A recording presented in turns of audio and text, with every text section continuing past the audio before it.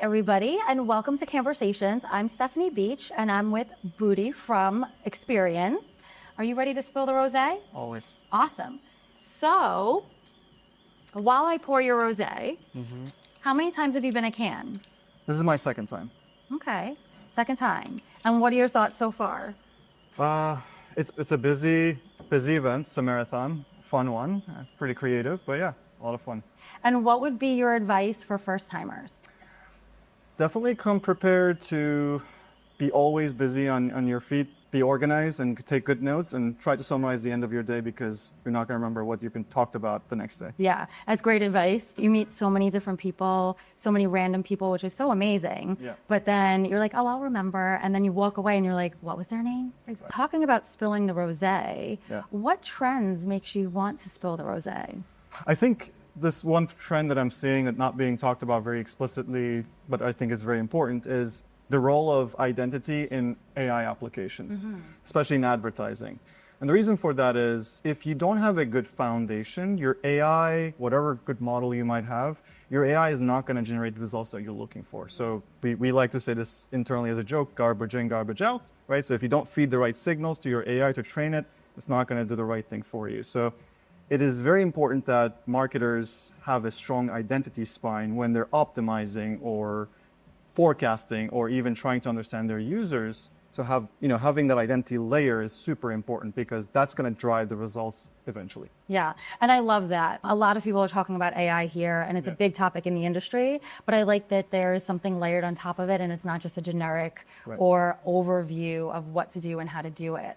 So can you talk a little bit more about, how you're adopting that into Experian and how you're applying that for your clients? Absolutely. So at Experian, our kind of North Star, if you will, is powering data-driven advertising through connectivity. And that's a mouthful, obviously, but to break that apart, what we do is we foundationally provide two things to the industry. One is a very strong, stable view of identity for the consumers, such that advertisers can understand their consumers better, as well as their behavioral signals, such as, their interest, their demographic, etc.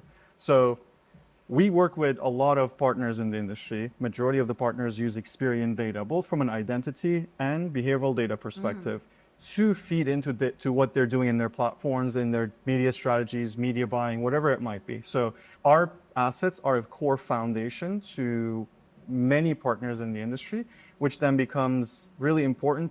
Going back to what I was saying, if you have the strong identity, then you go and can build the most complicated thing ever, as long as you have the stable ground, you're going to generate the right outcome. Right. What has been an activation or something at Cannes that you felt was very innovative?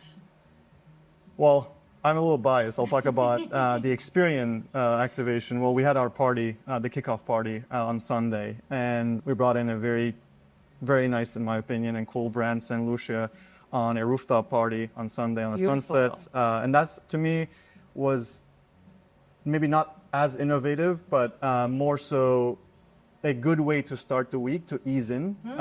Because when you come in here, you know what to expect. Maybe you have a lot of meetings, but to get into the mindset to start kind of warming up to Cannes and meet people and mingle, Sunday night is a perfect time on the afternoon with great music, great people, good food, good drinks. So that's what we did.